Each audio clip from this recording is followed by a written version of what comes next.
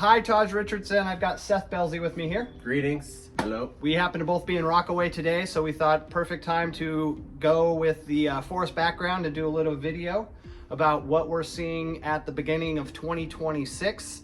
Seth, what are you seeing? I'm seeing buyers crushing it. I'm seeing closings at 8 to 15% below ask.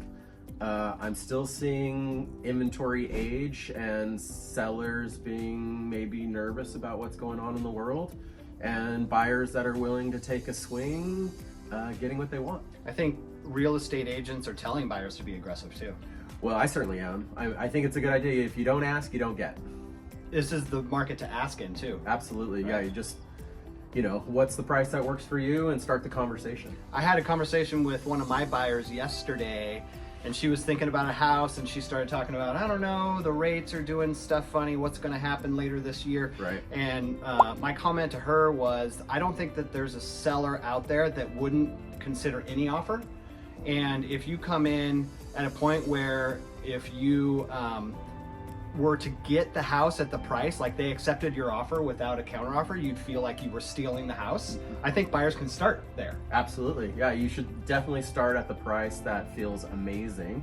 And then, some of the best deals hurt a little bit on both sides. Yeah. But you can go back and forth as many times as the seller will cooperate with. I think the key is that the sellers will come back to you. Usually, yes, that's true. And I think a couple of years ago, buyers would say no to offers that were extremely low. And that's not the market we're in now. Yeah, I don't think you have to lead with, hey, I don't want to offend you. I think we're past that point. Yeah, absolutely. So the idea is that buyers can definitely be a little bit more aggressive. Let's talk a little bit about the inventory side of things. What are we seeing as far as houses on the market now? What it looks like maybe down the road. What do we think it is here in January? Yeah, in January, we're seeing inventory that's been on the market for 140 to 200 days, and we're not seeing very much of it.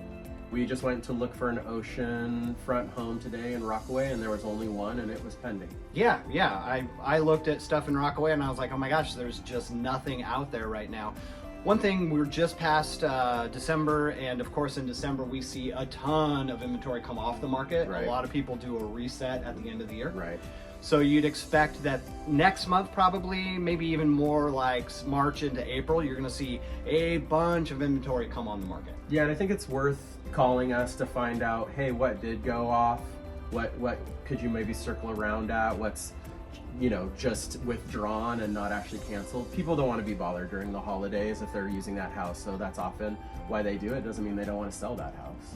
Yeah, that's a really good point. There are a lot of agents out there who have something that they might refer to as a pocket listing. Really, all that means is they know a seller who would sell if the right buyer came along. So this is the time of year as a buyer, if you're not seeing anything that's of interest, ask your buyer's agent who they could maybe reach out to, who is a really strong listing agent, and ask if maybe there's something off market that fits your needs that listing agent or some other agent might know about. Yeah. So that could be a good strategy for trying to find something that maybe is hitting the notes that you want it to hit that you're not seeing on the real estate market. Absolutely. I love that strategy. Yeah.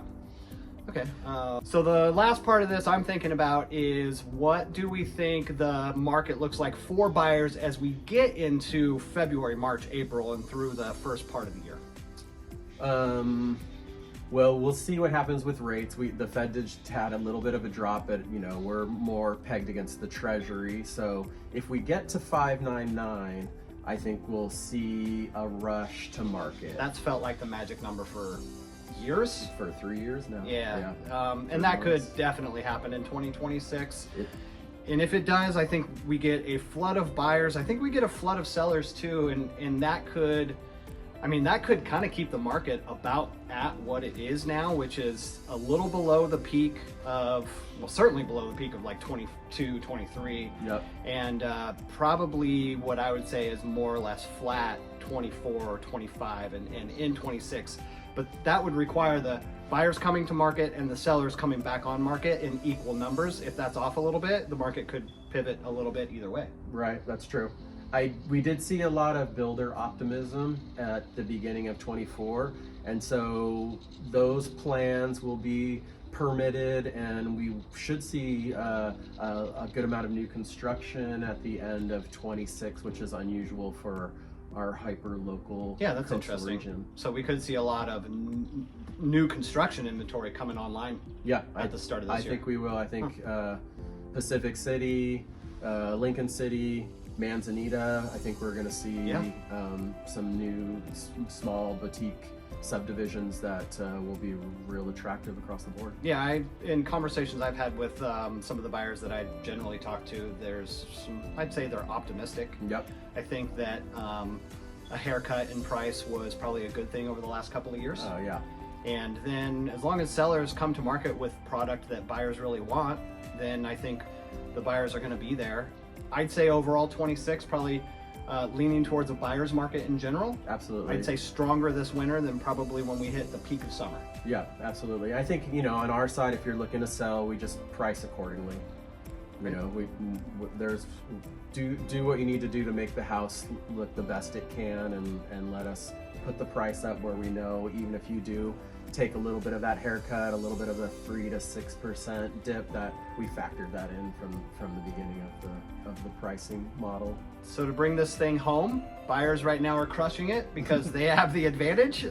Absolutely. You should take advantage of that advantage and go out and probably make some strong offers now. Those offers might not be able to be as strong as we get into summer. I guess that's kind of our 2026 first half of the year forecast for buyers. Absolutely. Okay. Happy New Year to you.